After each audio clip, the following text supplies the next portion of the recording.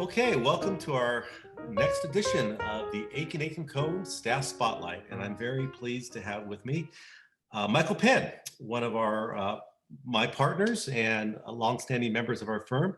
And thank you, Michael, for joining us. Nice to meet you. Yeah, happy to be here. Well, let's start at the beginning. Before you got to the firm, tell us a little bit about where you grew up. I grew up in Tustin, Orange County. So I'm an Orange County native. Went to Hughes Middle School, Foothill High School, and but I do have roots in LA. My parents owned a small wholesale produce business out in Paramount in LA County. So I was able to at least see both sides of Orange County and LA and get a better appreciation for both counties. Tell me about kind of how you grew up with your family in a produce business, and what did you do? So my grandfather started the business, and he started out by delivering produce to, I guess you'd call them meal trucks, catering trucks. And that was the start. At that time, construction was booming all throughout Southern California. So that was the main industry. And then slowly it moved to selling and delivering produce directly to restaurants, a lot of fast food chains. And my parents were school teachers, both public school teachers at Dominguez High School in Compton. My mom was the French teacher. My dad was the government teacher. They met in a teacher's lounge, were set up basically by another teacher and hit it off and got married. And then ultimately, my dad worked in aerospace and then went into taking over my grandfather's business and took it over. And my parents worked together. And so I grew up in that business of schlepping and loading trucks and using the forklift and inspecting pallets full of tomatoes and avocados and everything. And we would sell that to a lot of fast food restaurants throughout Southern California and executive cafeterias. Well, let me ask you this. Throughout that time, you kind of grew up in produce. Did being a lawyer was that part of your path? Is that something you learned later? Can you tell me a little bit about that? Well, growing up as a small kid, on summer break, I always wanted to go and see what my dad did when he had to go work at night and leave the house at midnight or 1 a.m. And on summer break, when I was 7 or 8 years old, I was finally allowed to go with him, and I'd get bundled up and go with him to the LA Terminal Market.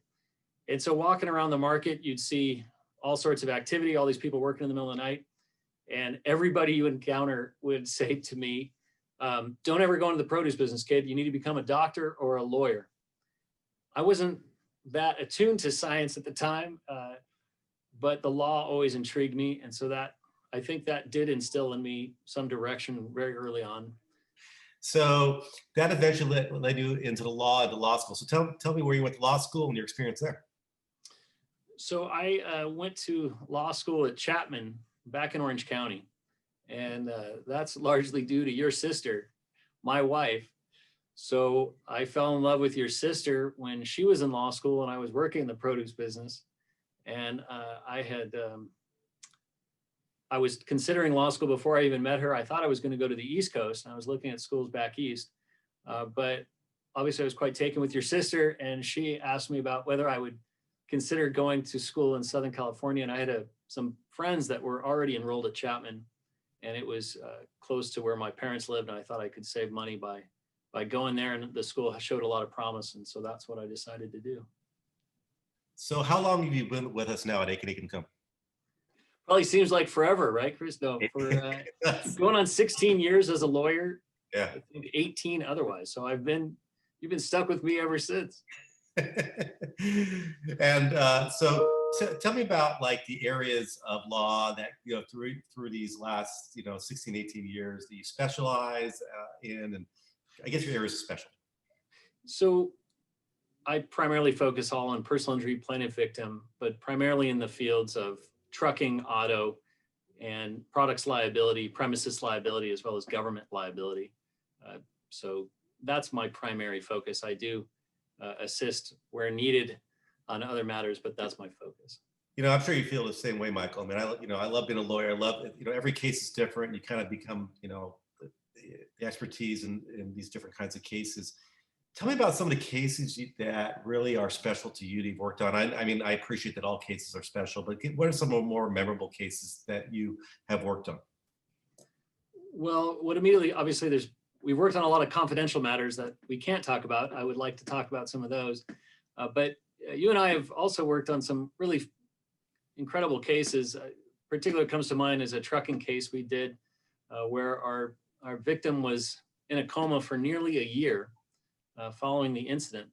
And that was really incredible to see all that he went through and his family went through, but also to see the incredible work of the medical team that was behind him that really got him through.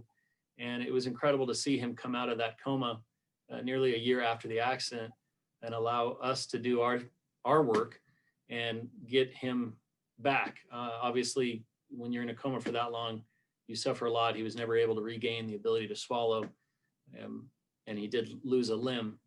But that was very meaningful to see his family rally around him. He was one of the members of the Greatest Generation, fought in the Korean War, and at the end, all he wanted to do is eat a taco. That was the only regret. We couldn't get him back to that, but we were able to get him a really substantial amount that allowed him to live the rest of his life very comfortably and meaningfully after all that he'd been through, and that meant a lot. That one sticks out the most. Obviously, other cases we worked on, some of the larger, more well-known cases that our firm has handled, the Chatsworth Metrolink disaster railroad cases, or the Leilani Gutierrez case where a young girl was rendered a ventilator-dependent quadriplegic. I started on that when I was really young. And of course, the Disney cases, when I first started as a legal intern here at the firm that you were handling, I got to work on the tail end of the Big Thunder Mountain Rail disaster case. And that was fascinating to see all that went into that products case and what happened there. I appreciate that. I appreciate that.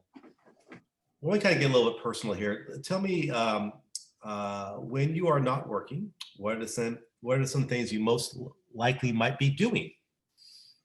So if I'm not working, I am with my family. I'm with my 3 beautiful daughters.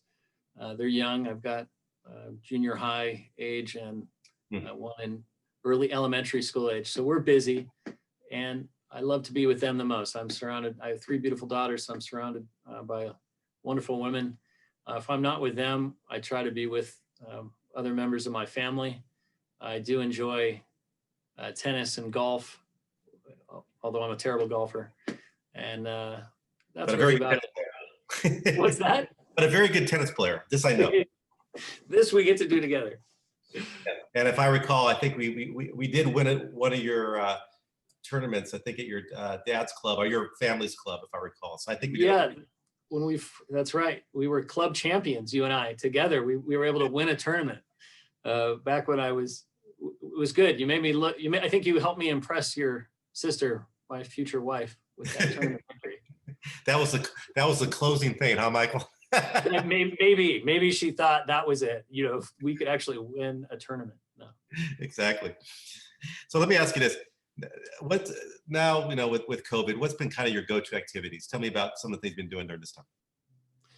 Well, I would say it's challenging. The one thing I've tried to get back into is getting in good enough shape to start jogging again.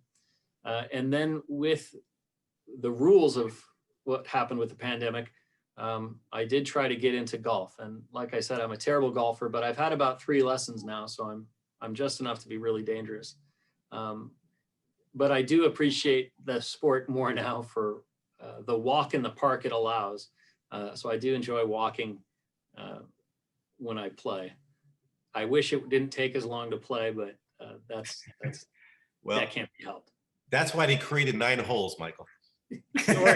or maybe we should just do 6. Exactly. Tell us what would maybe surprise people about you, some of the things that maybe people would not know. I think a lot of people don't know that I used to live in Japan. I studied Japanese when I was in undergrad and really fell in love with the language and the culture. I studied abroad my junior year when I was an undergraduate student at UC Santa Barbara and went to study at a university in downtown Tokyo called Sophia University. And after I graduated from Santa Barbara, I went back and I took a job with a Japanese company that was kind enough to hire me and they were a high-tech measurement and data company. And I worked in their overseas communication department and did minor proofreading and editing and other minor research tasks. And that was a great opportunity. And since then, I've tried to keep up with studying Japanese when I can on the weekends. And I also try to torture my kids with forcing them to learn some Japanese, and that's fun. Well, I know they have learned a lot of French. I know your mom teaches French, so they have indulged you in Japanese as well. They tolerate, to a certain extent, my wanting them to learn Japanese. It's hard. They know how hard a language it is to get in, but they've been open to it somewhat. It's hard. It is. As one that has a daughter that's learning Chinese for the first time, I will respect. I'm not saying it's the same as Japanese, but I will respect the process. Yeah. As you know, Japanese, a lot was borrowed from the Chinese language, but I think the main thing is that it's important for them to try. Obviously, it would be helpful if we could travel there and inspire them that way. That's obviously what inspired me once I saw the country itself. That's hard with the pandemic in these times, but it's important that you understand, even though you see a language that seems so foreign and so intimidating, at the end, we're all very connected. And if you're able to start communicating and break down through those barriers, that's what's important. And that's why I like pushing them in that regard, because it really does allow you to connect with people that you'd think there's some barrier from you to being able to communicate with. And once you start breaking through those barriers, that's what it's all about. What would you want the client to know about you, and what would you want the client to know about the firm? I think it's important for clients to recognize that this really is a family firm. I say that not because I'm married to your sister, but really the way that we approach each case really is family oriented. What's nice and what has always impressed me, I grew up in a family business, and here I'm in another family business. But the way we treat our clients, we give it our all. It is all consuming to us, and it's their issue that takes priority with all of us. All we care about is doing right by the client and taking care of them as if they were our brother or sister, son, daughter, aunt or uncle or grandparent. And that, I think, is what might be lost. People don't realize just how hard this firm works to make sure that we can protect them going forward from whatever traumatic experience they've been through. I think oftentimes people don't realize how much goes into that, and how important it is that you have a firm that understands when it's your case, it's the most important case. And if we're going to agree to represent you, we are going to do everything possible to get you through that dark tunnel and get you to the other side where there's some light and you can have some security and peace and move yourself forward.